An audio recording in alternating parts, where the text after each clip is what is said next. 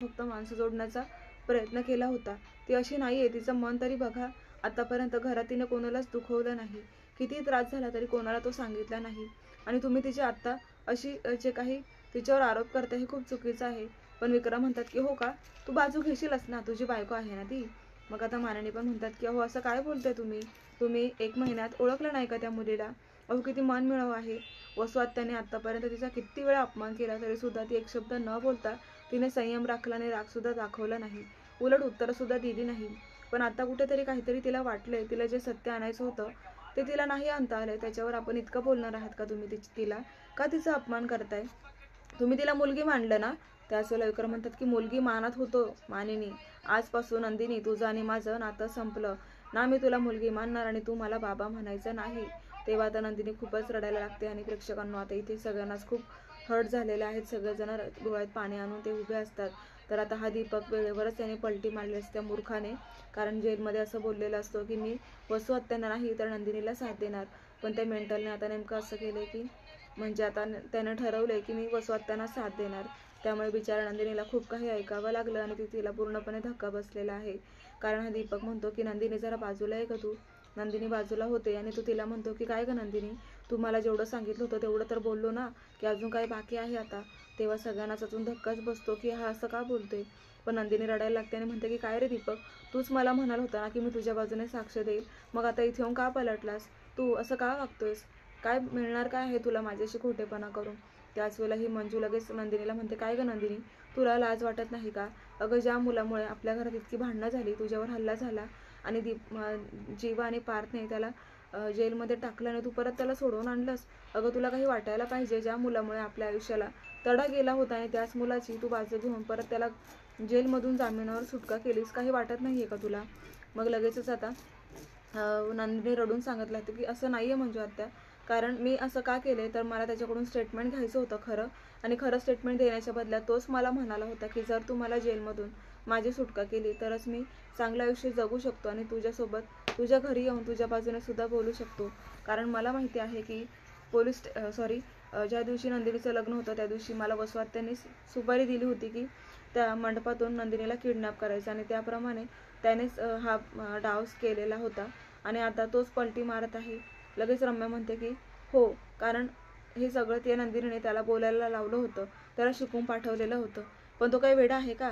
त्याला माहीत आहे ना नंदिनीमुळे त्याला किती त्रास झालाय ते. तो तिची कशी बाजू घेईल? आणि काय ग सगळ्यांनाच म्हणजे ती बोलत असते काव्या, काय ग तू कशाला मध्ये मध्ये तोंड घालत आहेस? कारण काव्य म्हणत असते ना की माझ्या नंदिनी ताईला कोणीही काहीच म्हणू नका, तिची काहीही चुकी नाहीये. आणि त्यामुळेच आता इकडे काव्या खूपच आता ओरडून रम्याबरोबर बोलत असते. तर रम्या लगेचच म्हणते की तुला तुझ्या बहिणीचा खूप पुळका आहे ना, मग मला सुद्धा माझ्या आईची काळजी आहे. माझ्या आईबद्दल मी एक शब्द सुद्धा ऐकून घेणार नाही. वाटेल ते बोलताय तुम्ही. अरे ती काही बोलत नाही याचा अर्थ असा नाही ना की तिच्यावर कोणीही आरोप करेल. लगेचच वसू आत्या सुद्धा आता म्हणू लागतात की बघ ना ग रम्या, कसं माझ्यावर आरोप करते. अगं नंदिनी, मला एक सांग, तुला काय मिळणार आहे ग माझ्यावरती असे आरोप प्रत्यारोप करून? अगं वर्षानुवर्षे भावाच्या हातावरती मनगटावर धागा बांधत आली आहे मी, आणि ह्या धाग्याची किंमत माझ्या भावाला आहे. आणि तू माझी बदनामी करू नकोस. माझ्या घरच्यांसमोर मला तोडण्याचा प्रयत्न करत आहेस. अगं 1 महिना काय चांगलं वागली आणि लगेचच तू पलटी मारायला लागलीस काय? आणि काय तर म्हणे ह्या मुलाला शिकवून पाठवलं. अगं मी याला ओळखतही नाही. आणि मग आता नंदिनी म्हणते की असं खोटं बोलू नका वसू आत्या. मला जेव्हा मी जेलमध्ये गेली नाही दीपककडे, तेव्हा तो स्वतःच्या तोंडाने म्हणाला की तुम्ही यायच्या अगोदरच वसू आत्या इथे येऊन गेल्या. मला एक सांगा, तुम्ही सकाळपासून देवळात जाते सांगून कुठे गेल्या होत्या? तुम्हीच गेल्या होत्या ना दीपकच्या पोलीस स्टेशनला? खरं सांगा आता. ही गोष्ट तरी लपण्यासारखी नाहीच आहे, कारण तुम्ही एवढ्या वेळ बाहेर गेल्याच होत्या ना. मग माननी पण विचारतात की हो वसू आत्या, मला सुद्धा या प्रश्नाचं उत्तर द्या. तुम्ही सकाळपासून मंदिरात जाते सांगून सकाळपासून कुठे गायब झाल्या होत्या? तुम्ही आत्ताच तर आल्या ना, मग एवढ्या वेळ कुठे होत्या तुम्ही? त्याच वेळेला वसू म्हणते की अगं देवळात नाही, मग मी कुठे जाणार आहे? आणि आता तुम्ही माझ्यावर कुठे गेली कुठे आले हे पण वॉच करणार आहात का मला? बघ रे विक्रम, काय चाललंय माझ्यासोबत. यांनी सगळ्यांनी मला नावं ठेवायचंच ठरवलं आहे वाटतं. करा, माझी बदनामीच करा. आता वसू खूपच रडू लागते. विक्रमचे लगेच लगेचच हा विक्रम म्हणतो की मानेनी, तोंडाला आवर घाला. मी बिलकुल.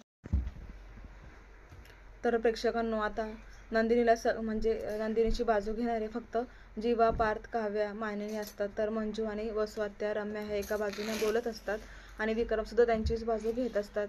ते त्यांना आता जाणीव करून देतात की माझी बहीण लहानपणापासून असं काही करणारी नाही आहे. तिला लहानपणापासून मी खूप चांगलं ओळखतो आणि आमच्या दोघांमध्ये खूप अशी एकत्रपणा एकरूपता आहे असं त्यांना सांगण्याचा ते प्रयत्न करत असतात. तर मात्र इकडे मानेसुद्धा खूप चिडलेले आहेत, कारण विक्रम हे काही वसुहत्यांची बाजू सोडायला तयारच नाही आहेत. तर आता हे दीपकने अचानक पलटी मारलेली आहे. तो आता नंदिनीवरच ब्लेम करू लागतो की नंदिनी, तूच मला असं बोलायला भाग पाडलं होतं आणि आता मला सगळ्यांसमोर पुन्हा पुन्हा तेच विचारू नकोस. तूच मला असं बोलायला भाग पाडलं, हेच मी सगळ्यांना सांगितलंय. त्यामुळे नंदिनी पूर्णपणे शॉक झालेली आहे. तर आता रम्या ही खेचतच वसुहत्यांना असं दाखवत असते की तिला घरच्यांचा खूप राग आलाय आणि आता ती रागातच वसुहत्यांना खेचत रूममध्ये घेऊन जाते. आणि मग आता इकडे जीवा, काव्य आणि पार्थ तिघही नंदिनीची समजूत काढायला लागतात की नंदिनी, तू काहीही काळजी करू नकोस, आम्ही आहोत तुझ्या बाजूने. तू असं काहीही खोटेपणा करणार नाही याच्यावर आमचा विश्वास आहे. फक्त आपल्याकडे आज एक पुरावा नसल्यामुळे आपल्याला सगळं काही सहन करावं लागतंय. तर आता पार्थ आणि काव्य हे दोघं जण नंदिनीची समजूत काढून रूममध्ये जातात. रूममध्ये गेल्यावर काव्य खूपच रडत असते, कारण तिला असं वाटत असतं की आपण कुठेतरी कमी पडतोय. कारण आजपर्यंत आनंद निवासमध्ये माझ्या ताईने प्रत्येकाला न्याय मिळवून दिलेला आहे. ती इतकी चांगली आहे की तिने आत्तापर्यंत तुटलेले संसार मार्गी लावले आणि तिच्या आयुष्यात काय तर म्हणे तिच्यावर अन्याय होतोय. असा अन्याय मी सहन करू शकणार नाही.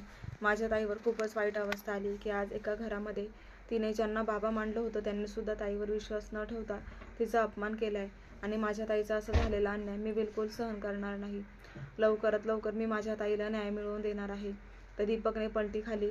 त्याच्यावर सुद्धा मला माहीत आहे की वसुहत्याने रम्याने त्याला धमकी दिली असणार आहे, कारण त्याचं नंदिनीवर प्रेम होतं. म्हणूनच उलटसुलट त्याला भडकवलेलं असेल आणि म्हणूनच तो इथे येऊन त्याने बाजू वसुहत्यांचीच खरी केलेली आहे. त्यामुळेच माझ्या ताईला खूप मोठा धक्का बसलाय. तर आता पार्थ सुद्धा काव्याची समजूत काढू लागतो की काव्या, तू काळजी करू नकोस, मी आहे तुझ्या बाजूने आणि नंदिनी कशी आहे ते मला सुद्धा माहिती आहे. त्यामुळेच आपण बिलकुल तिच्यावरती आरोप न करता तिला सपोर्ट करणं हेच आपलं काम आहे, असं सुद्धा पार्थ म्हणून काव्याला म्हणतो की तुम्ही रडू नका प्लीज, मी आहे ना तुमच्यासोबत. आपण नक्कीच प्रयत्न करून आता नंदिनीबद्दल काहीतरी चांगलं व्हायला पाहिजे याच्याबाबत विचार करूयात की पुरावा शोधायचा कसा. तर रूममध्ये आता इकडे नंदिनी असते आणि जीवा सुद्धा तिची समजूत काढू लागतो की नंदिनी, आता रडणं बंद कर, मी तुझी साथ नाही सोडणार. मला माहीत आहे की तूच ह्या गोष्टीमागे तुझा चांगला हेतू असणार आहे. तू कधी कोणाचं वाईट केलेलं नाहीये ना, वाईट चितच, तू फक्त चांगल्याचा विचार करते नंदिनी. अगं एवढंच काय, तर माझ्या आईने सुद्धा तुझ्यावर विश्वास ठेवलेला आहे अजून तरी. त्यामुळे तू पुरावा नाहीये म्हणून रडू तर नकोस, आमचा सपोर्ट तुला कायम असेल. आणि राहिला प्रश्न बाबांचा, तर हे बघ, ती त्यांची बहीण आहे, तिने कशा प्रकारे बाबांना समजवलं असेल किंवा भडकवलंय हे आपल्याला अद्याप माहिती नाहीये. पण माझा तुझ्यावर पूर्ण विश्वास आहे नंदिनी. पुढे जर तुला माझी गरज लागली तर मी तुझ्यासोबत कायम असेल. आणि तू रडणं बंद कर अगोदर, मला असं बघवत नाहीये. त्याच वेळेला एकट्या पडलेल्या नंदिनीला जीवाचा चांगल्या प्रकारे आधार मिळालेला असतो आणि नंदिनी आता शांतच बसते. तर जीवा जरा बाहेर जातो, तर त्याच वेळेला नंदिनी उभं राहून असं रूममध्ये फेऱ्या मारत असते, कारण तिच्या डोक्यामध्ये 100 प्रश्न उभे राहतात की कशा प्रकारे वसुहत्या ह्या जेलमध्ये गेल्या, तिथे जाऊन त्यांनी दीपकला भडकवलं, धमकी दिली. त्यानंतर दीपक हा वसुहत्यांना साथ देणार होता, पण त्याच्याच थोड्या वेळात मी तिथे गेली आणि मला धक्कादायक गोष्टी कळाल्या की वसुहत्या तिथे येऊन गेलेल्या होत्या आणि त्यांनी दीपकला त्यांच्या बाजूने बोलण्यासाठी वळवलं सुद्धा. तरीसुद्धा मी इतकी मूर्ख कशी काय की ह्या दीपकवर विश्वास ठेवला आणि त्याला पार जामीनसुद्धा मिळवण्यापर्यंत माझी मजल पोहोचली. आज मला याच्यामुळे खूप ऐकावं लागलं आणि मला माहिती नव्हतं की हा इतकाही धोकेबाज निघेल. हा तर मला रिक्वेस्ट करत होता की नंदिनी, तुम्हाला इथून बाहेर काढलंस तर मी सुधरेल आणि माझं नवीन आयुष्य जगेल, मी परत कोणाच्याही लाईफमध्ये येणार नाही. तुझं स्टेटमेंट देऊन तुझ्या घरच्यांबद्दलचा गैरसमज दूर करणार आणि तिथून निघून जाणार. पण याने मला जे आश्वासन दिलं होतं ते खोटं होतं, कारण याच्या मनात पाप होतं. याला अजूनही असं वाटतं की हा माझ्या विरोधात बोलेल, कारण याला बदला घ्यायचा होता. मी याच्याबरोबर लग्न केलं नाही ना, आणि वसुहत्यानेच त्याला भडकवलं असेल. खूप प्रश्न तिच्या मनात असतात. मग आता ती विचार करत असते की पण मला हे समजत नाहीये की वसुहत्यांना माझ्या ह्या आतल्या गोष्टी माहिती तरी कशा काय, ह्या कशा त्यांनी शोधून काढलंय. आणि मग आता ती असं बोलत असते. त्याच वेळेला आता वसू आणि रम्या सुद्धा रूममधून बाहेर आलेल्या असतात आणि त्या दोघीही विचार करतात की आपण आता नंदिनीच्या रूममध्ये जायचं, कारण ती एकटी आहे ना, तिला सगळं सत्य सांगायचं आणि परत घरच्यांसमोर तिलाच वाईटात पाडायचं. असं ठरवून ते आता नंदिनीच्याच रूममध्ये येतात आणि नंदिनी इकडे एकटी स्वतःच्याच मनाशी बोलत असते की काय झालं असेल ह्या वसुहत्यांना आणि त्या रम्याला, कसं काय माझं सत्य माहिती, माझ्याबद्दल ह्या आतल्या गोष्टी त्यांनी ह्या घरच्यांना सांगण्यापर्यंत यांची मजल गेली. नक्की काय आहे माझ्या पर्सनल गोष्टी ह्या कशा काय माहिती. असं बोलत असतानाच आता तिथे रम्या आणि वसू येतात आणि लगेच नंदिनीला म्हणतात की नंदिनी, तुला तुझ्या प्रश्नाचं उत्तर हवे का? आमच्याकडे आहे ना तुझ्या प्रश्नाचं उत्तर. देऊ का तुला प्रश्नाचं उत्तर? थांब आत्ताच देतो. असं म्हणून नंदिनीला धक्काच बसतो, कारण आता ते सगळं सत्य सांगणार असतात की दीपकला कशा प्रकारे त्यांनीच कसं धमकावलं, कसं त्यांच्या बाजूने वळवलं आणि नंदिनीला तोंडावर पाडलं. आता हे सत्य समोर येणार असतं. तर प्रेक्षकांना पुढे सुद्धा खूप जबरदस्त ट्विस्ट आलेला आहे. आता दीपक बद्दलचं वसू आत्यांचं आणि रम्याचं सत्य नंदिनीला समजणार आहे. आणि नंदिनीला आता समजलं की आपल्या हा दगडाखाली आहे, कारण तिने पुरावा देऊन सुद्धा अचानक ते दीपकने पलटी मारली आणि म्हणूनच विक्रमचा सुद्धा नंदिनीवरचा विश्वास उडाला. आणि म्हणूनच आता तिने ठरवलंय की किती सत्य समजलं तरी आता माझ्याकडे पुरावा नाही म्हणून मी तोंड बंद ठेवणार. पण मात्र एक गोष्ट अशी घडलेली आहे की तिच्याकडे एकही पुरावा नाहीये घरच्यांना दाखवायला. त्यामुळे स्वतःला सिद्ध करण्यात कुठेतरी कमी पडलेली आहे नंदिनी. आणि त्याचंच तिला खूपच वाईट वाटते की आता पुढे करायचं तरी काय. तेव्हा आता प्रेक्षकांना पुढे काय काय होणार हे आपल्याला पाहायचंच आहे. पण तुम्ही जर ह्या चॅनलवर नवीन असाल आणि अजूनपर्यंत चॅनलला सबस्क्राईब केलं नसेल तर चॅनलला सर्वात अगोदर तुम्ही सबस्क्राईब करून घ्या, जेणेकरून तुम्हाला लेटेस्ट रिव्ह्यू पाहायला मिळतील आणि नोटिफिकेशन तुम्हाला मिळून जाईल. तर लगेच तुम्ही पाहायला विसरू नका. लग्नानंतर होईलच प्रेम. खूप जबरदस्त ट्विस्ट आलेला आहे प्रेक्षकांनो, कारण कालपर्यंत असं वाटत होतं की नंदिनीने दीपकला घरी आणलेलं आहे आणि त्यामुळे वसू आत्यांचा खरा चेहरा घरच्यांसमोर नक्कीच येईल. पण प्रेक्षकांनो अचानक त्या दीपकने पलटी मारली आणि आता तो इथपर्यंत कसा काय पोहोचला, तर याला कारण आहे रम्या आणि वसू आत्या.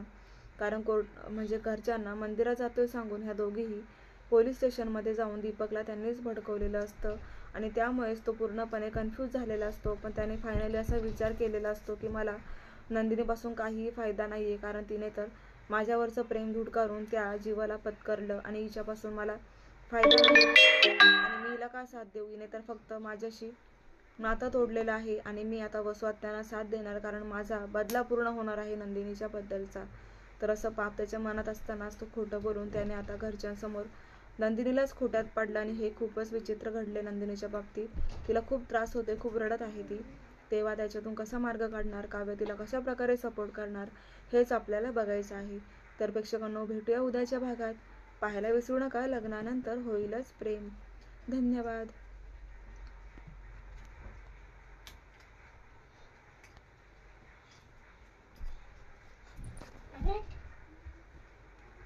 मम्मा